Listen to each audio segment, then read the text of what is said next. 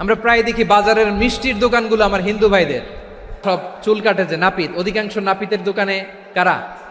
আমার হিন্দু ভাইরা। তা আপনি চুল কাটতে পারবেন কিনা? পারবেন কিনা বলেন? পারবেন। তার দোকান থেকে দই মিষ্টি কিনতে পারবেন কিনা? হ্যাঁ, আমার মুসলিম ভাইয়ের দোকান থাকলে ওইটারে আমি বেশি প্রায়োরিটি দিব, ঠিক কিনা?